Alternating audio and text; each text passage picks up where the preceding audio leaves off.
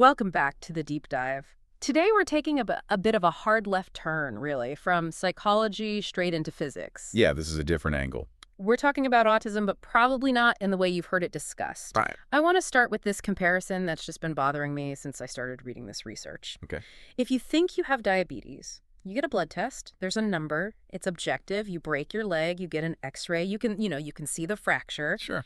But if you suspect a child is autistic, what's the test? It's not a blood test, and it's definitely not an X-ray. Exactly. It's a room, a box of toys, and a stranger with a clipboard watching you play. It's an opinion. It is a subjective opinion, and that is the fundamental problem we are unpacking today. We've got a stack of papers here on what's being called the digital ADOS and the hidden aspects of the research ADOS. Right. And the researchers are making a really bold claim. They're saying the gold standard test we use is missing the most important data because the human eye, it's just not fast enough to see it.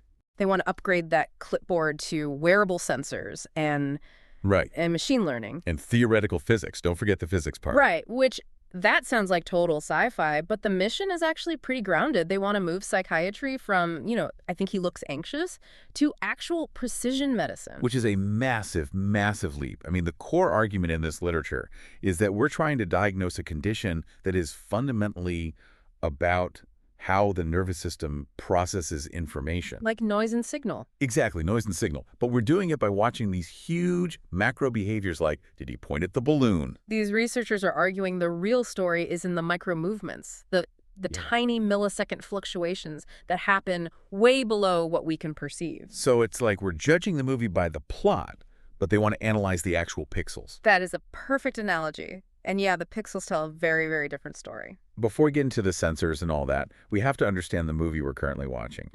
You mentioned the ADOS, the Autism Diagnostic Observation Schedule. If I take my child to a clinic today, this is what happens, right? This is the test. Correct. That's the standard. You go into a clinical room, the clinician runs through a module.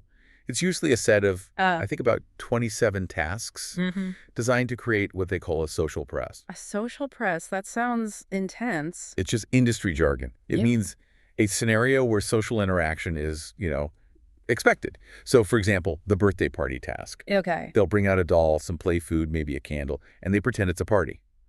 The clinician is watching really intently. Does the child make eye contact? Do they seem to share the enjoyment? Do they pretend along? And then they just score it. 0 is what normal, and higher numbers mean more autistic traits. Right. It's a coding system based entirely on observation. And this is where that first paper, Hidden Aspects of the Research ADOS, just throws a huge wrench in the gears. This is the part that got me. Yeah.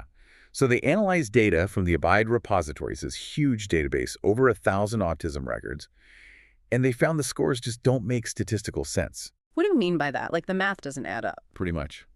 In science, when you measure a natural trait in a big population, you expect to see a bell curve. A normal distribution. Normal distribution. These ADOS scores were all over the place. Messy. They violated the basic assumptions of normality. But the real smoking gun wasn't even the database. It was an experiment they ran themselves with 14 kids. Okay, this was the part that made me stop and reread the page. Walk us through this, because it seems to prove the subjectivity problem perfectly. It's a fascinating design. They took 14 autistic children and tested them 4 separate times. Everything was kept constant. Same room, same toys, same flow of tasks. The only thing they changed was the clinician. So, logically, if the child is autistic on Monday with Dr. Smith, they should be just as autistic on Tuesday with Dr. Jones. The score should be the same. The child hasn't changed. You would think so.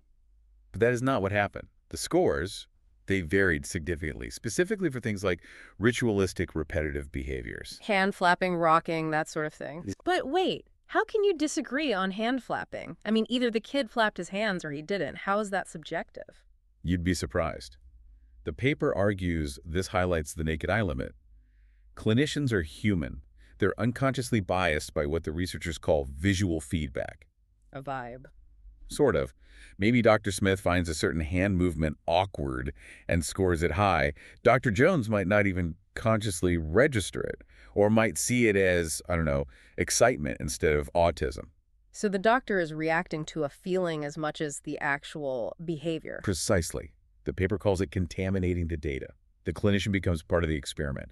If the doctor feels the interaction is off or clunky, they might change their own body language, which then changes how the child reacts. It's a whole feedback loop. And this feedback loop seems to be completely broken when it comes to girls. I mean, the stats are famous. It's, what, 4 or 5 males diagnosed for every 1 female? Is the ADOS just bad at spotting girls? It's bad at spotting the female presentation of autism. The ADOS was pretty much built on what they call the male deficit model. Boys often externalize their traits. They might act out. They withdraw in a very visible way. Whereas girls are often socialized to mask. To camouflage. Exactly. I've heard this so many times. A girl might force herself to make eye contact, even if it's physically painful for her, or she might mimic the doctor's tone of voice perfectly. And the clinician with the clipboard just ticks the box, made eye contact, score 0. Right.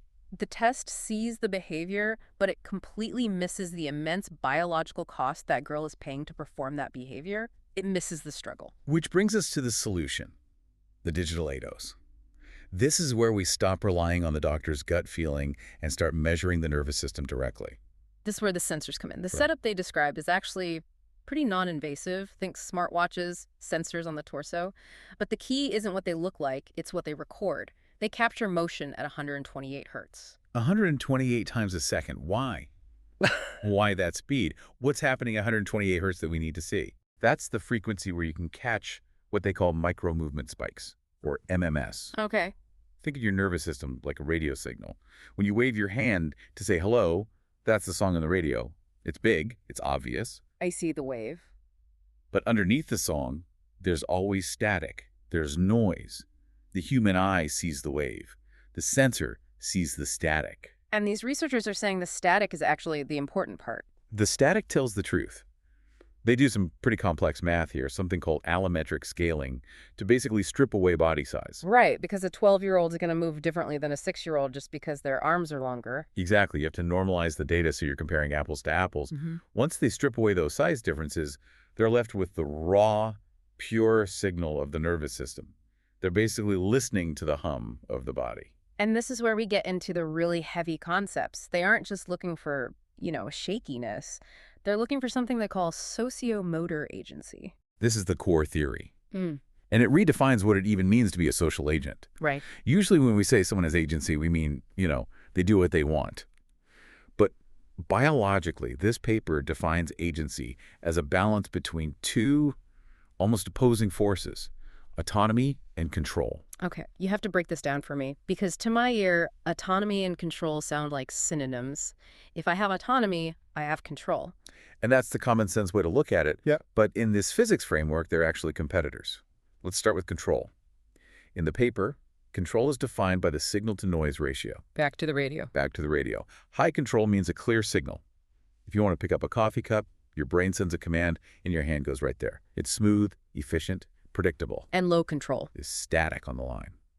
The signal is noisy. You send a command, but the hand might tremble or it overshoots or hesitates.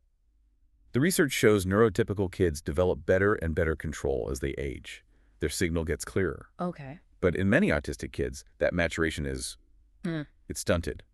The noise stays high. So that's control. The ability to execute a plan. What on earth is autonomy then? Because the paper links this to entropy. Yes. In information theory, entropy measures unpredictability.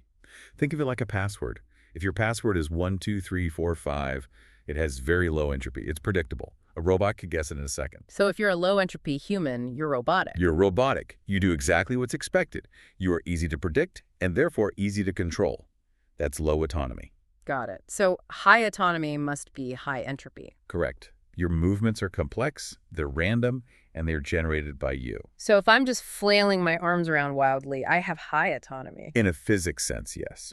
You have high randomness. You are generating a signal that no one else predicted. And here's the key to agency. You need both. You need the randomness to be your own person, but the control to actually do something with it. Bingo. If you have high autonomy, you want to do your own thing. But low control, your body is noisy, you're trapped. You have the will, but not the way. And this plays out in the room with the doctor. The paper talks about the dyad, the two-person system. This is where the physics explains the social awkwardness. And interaction is a dance. If one partner is noisy, if the autistic child has low control and is hard to predict, the other partner naturally tries to compensate. The clinician steps in to lead.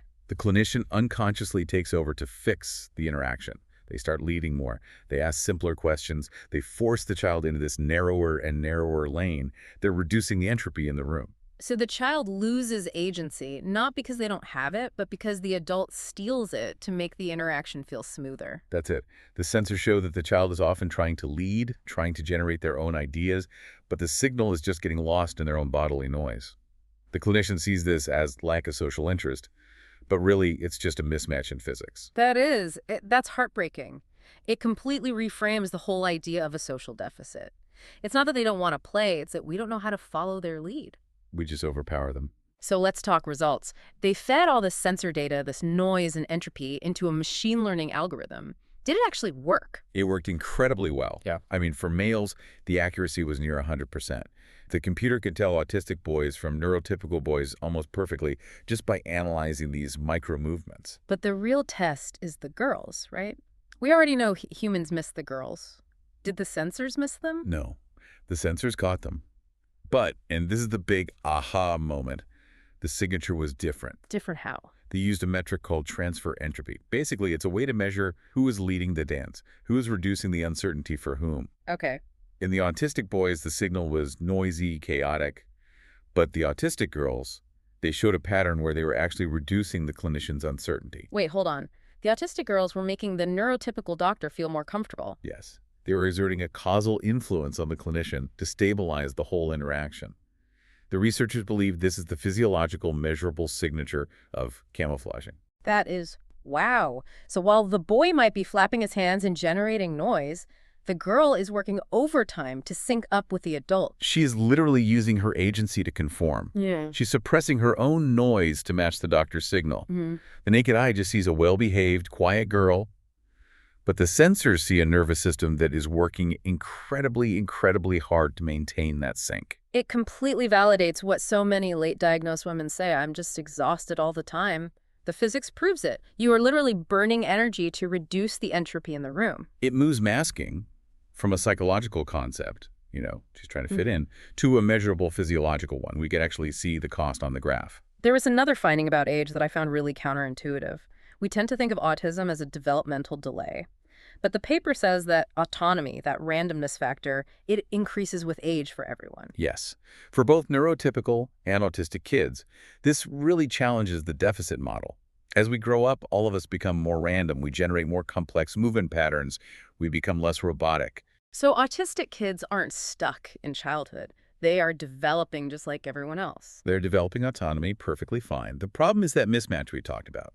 The autistic teenager has the high autonomy of a teen, the desire for independence, complex thoughts, but their control signal often hasn't caught up. So all that autonomy just expresses itself as chaos. Exactly. It looks like a meltdown or erratic behavior, but it might actually be a sign of growth, a sign of increasing complexity that the motor system just can't handle yet. This feels like it forces us to rethink therapy completely. The authors use the phrase therapeutic pivot. What does that even look like? It's a massive pivot. Right now, a lot of therapy is about social compliance. Look me in the eye, sit still, stop flapping. Which in physics terms is basically saying, lower your entropy, be more robotic, be easier for me to predict. Exactly. You are stripping away their autonomy to make up for their lack of control. You're making them manageable, but you aren't actually helping them develop. The authors argue we need to presume competence. The nervous system is trying to solve a problem. So the hand flapping?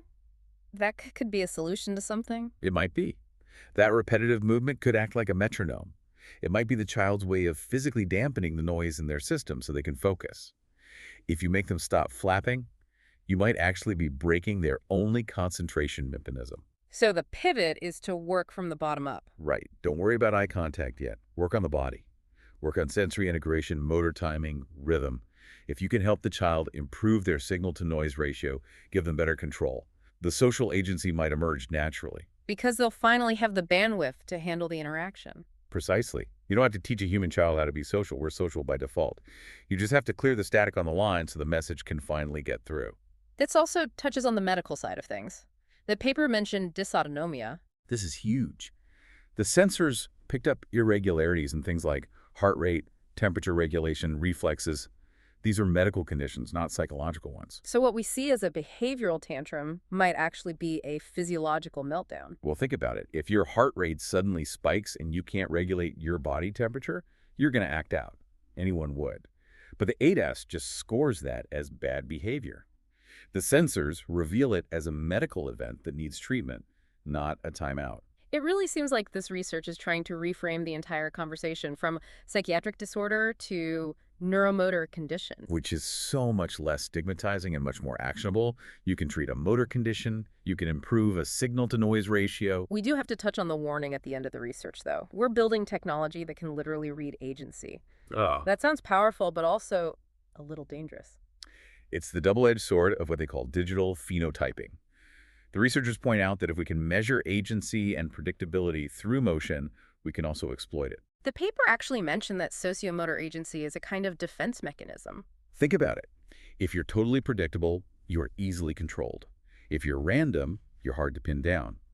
The researchers suggest that as surveillance systems get better at reading our micro movements, we might naturally evolve to become more random, more noisy, just to maintain our privacy. So we might unconsciously start masking against an AI. Or the AI might learn to predict us better than we predict ourselves.